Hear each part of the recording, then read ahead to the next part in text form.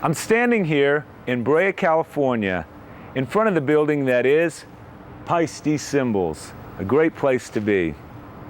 I'm here today to pick out a few new cymbals to add to my setup. And while I'm doing that, I'll talk about some of the things that I look for and demonstrate some of the techniques that I use when choosing a cymbal. I'm here with my good friend Steve Riskin. Steve is the Artist Relations Coordinator here at Paiste. And today, he is the man that's going to be hooking me up and giving me what I need. What's up, Steve? How you doing, Bobby? Hey. So what are you looking for today? Well, I thought I'd pick out a few new crashes and maybe check out a couple of ride cymbals also. Okay. What are you looking for in crashes? Well, I'm looking for something with a powerful attack, full sound, maybe a little less sustain. Okay. For the type of music you're playing, you want less sustain, but still the volume, Okay. I'd suggest you look at some dimensions right now. All right, yeah, we could do that. So you want to go over and check some out? We're going to check out some dimensions and whatever else we can find here. So this is all of our professional line series. We have the traditional, signature, dimensions, alpha, 2002s. So let's go in and check out some dimensions right now. So what sizes are you looking for?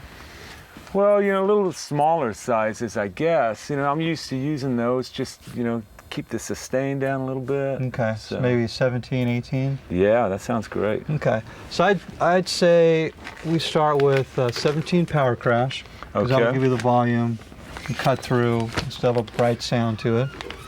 And also a medium heavy, 18 medium heavy crash, which is a little bit lighter, a little thinner than the power crash. Okay. Decay will be have a little less decay, and still have the volume you're looking for. Okay, yeah, that sounds good. Dimensions are great. So okay. yeah, You want to look at some 2002s also? Yeah, let's mix it up a little bit and check out some dimensions and signatures, whatever. You know, I'm open. I'm here to check out some Explore cymbals. everything. So huh? I'm gonna do the whole thing. 2002s tend to be a little bit brighter than the dimensions. Okay.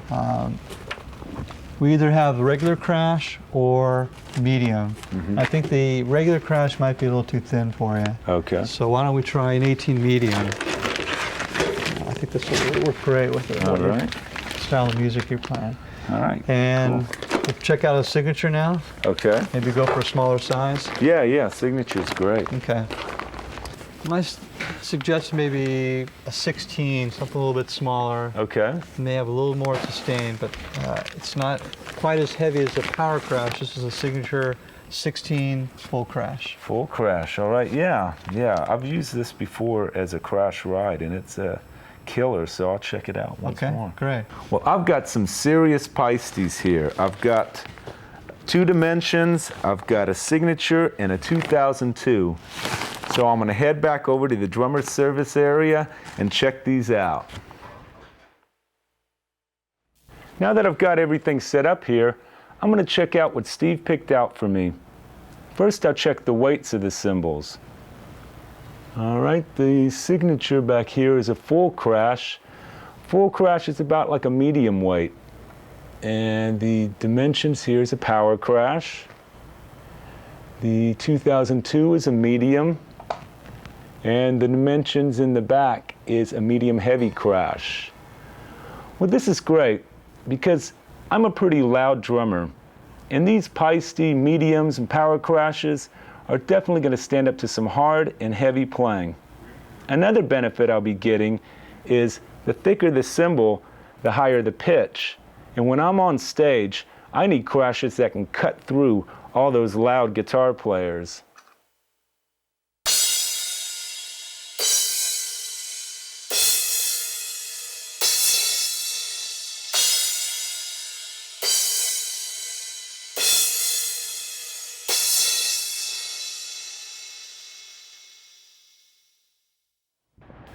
Now I'll check the sizes of the cymbals. All right, the signature back here is a 16. The dimensions is a 17-inch. And the 2002 is an 18. And the dimensions in the back is an 18. You know, some drummers use crashes as big as 20, 22 inches. And I think that's cool if the music has a lot of space, you know, for grooves like doom, gat, doom, doom, gat, scat, doom, doom, da, da, doom, da. For me, the slightly smaller crashes work best because the music I play is usually pretty quick and busy with a lot of notes. So these 16s, 17s, 18s are going to give me a quicker response with a little less sustain, which is important, especially when I'm playing multiple crashes in succession.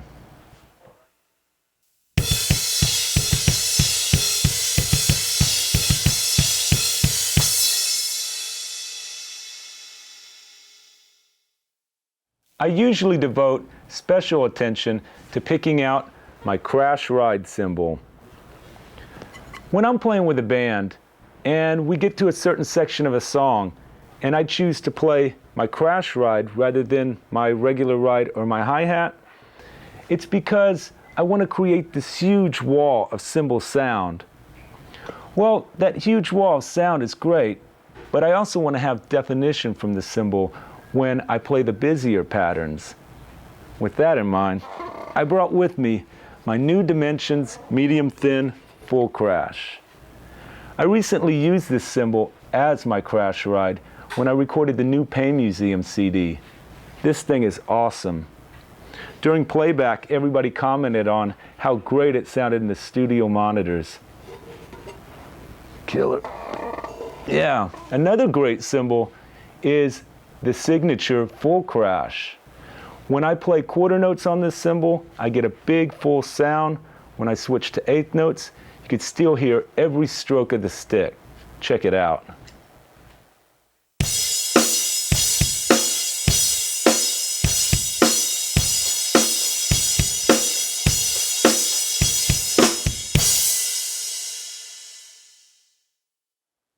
On my main kit, I use 6 crash cymbals.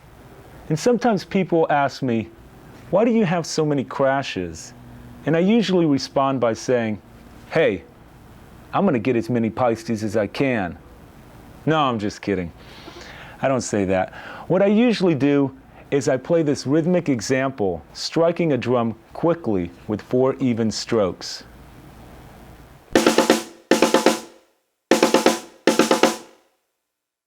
Now, each note is clear and distinct. If I try playing that same rhythm on one crash cymbal, don't worry, I'm not even going to try that. Cymbals are different. Cymbals need to swing and to breathe. Now, if I place one stroke on each of the crashes, you'll be able to hear the attack of each note much more clearly.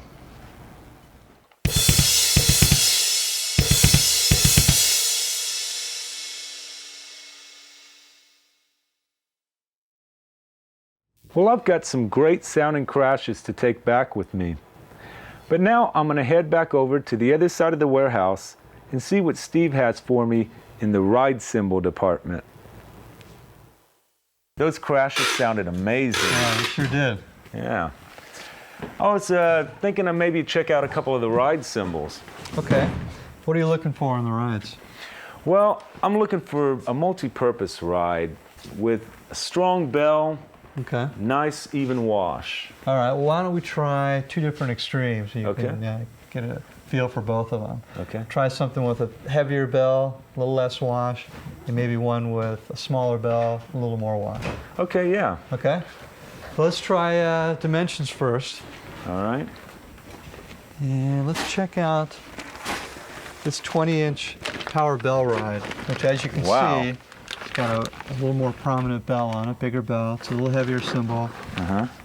You'll get more stick on it, and the bell really cuts through. And the cymbal, it's a higher volume cymbal. Yeah. I'm going to have fun with this one, yeah. And why don't we check out a 2002? Okay. Also. So let's try the 2002 regular ride. Okay. We have several rides in this line. This one has a smaller bell, but you'll get a little more wash on this.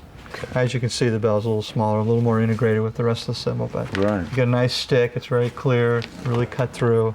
And the bell's strong, but it's just a smaller bell than the one that you have. All right, yeah. So I have a little bit of a variety here because I've got more of a bell here, and I'm going to get a little more of a wash on this cymbal. So I've got a 2002 dimensions. I've got a couple of ride cymbals. I'm going to head over to the drummer's service area and check out some rides. On my drum kit, I use one ride cymbal. So I need a multi-purpose ride that will be able to perform a variety of musical functions. When I reach over to keep time on my ride cymbal, I have four options of how I want to apply the stick to the cymbal. So here are the four ways that I test and use a ride. First application, the beat of the stick played on the middle of the cymbal. This is the most common way that a ride is played. It's used in pop music, rock, jazz, a bunch of other styles. I use this technique if I don't want to get too crazy. It also works well for basic timekeeping.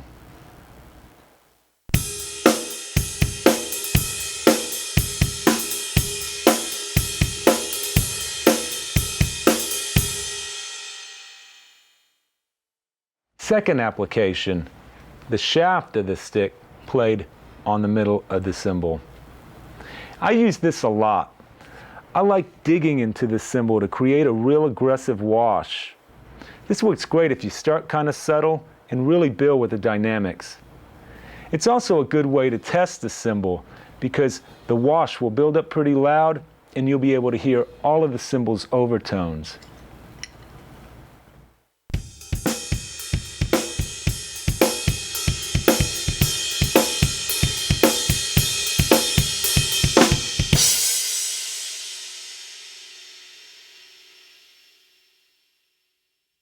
Now this 2002 has a killer wash.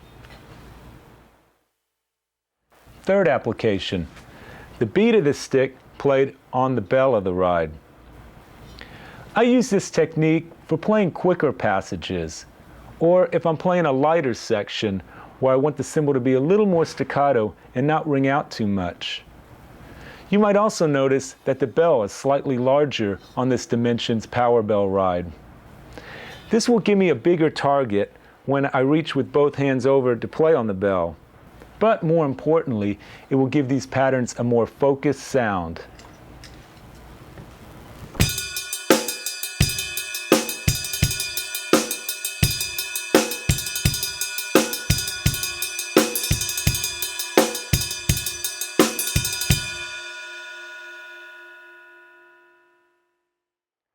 Fourth application, the shaft of the stick played on the bell of the ride.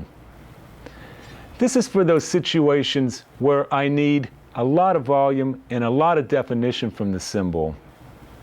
In heavy metal drumming, there are two types of ride patterns where the bell really stands out. I'll demonstrate them back to back.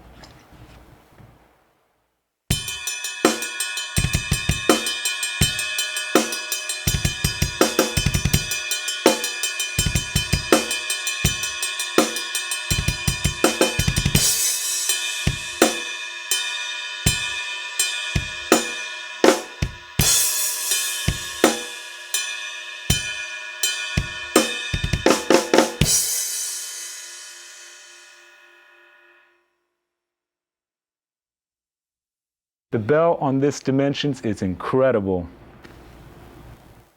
Another technique I use is combining two of these applications at the same time.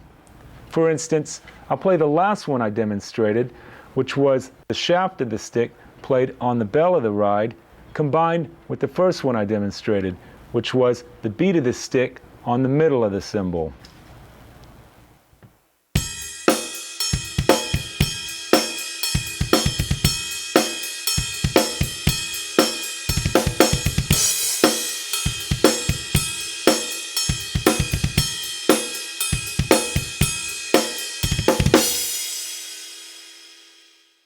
The main factors that I mentioned which determine the sound of a cymbal are the weight, size, and the bell. There are other factors, and they include the degree of the bow, what type of process was involved during the lathing and hammering, and of course, what type of alloy was used in the manufacturing of the cymbal. And all of this information is good to know, but what matters the most to me, and what should matter to you, is this. If it sounds great to your ears, then go for it. All of the cymbals that I picked out today are from Paiste's professional line, but you don't have to buy from one of these lines to get a great sounding cymbal. And for the drummer on a budget, Paiste offers the 802s, 502s, 402s, 302s, all great sounding cymbals. In fact, I still have one of the old 505s that I bought years ago back in San Antonio. That's an incredible sounding cymbal. I used it on so many recordings in the 90s. It's probably on most of the Riot CDs.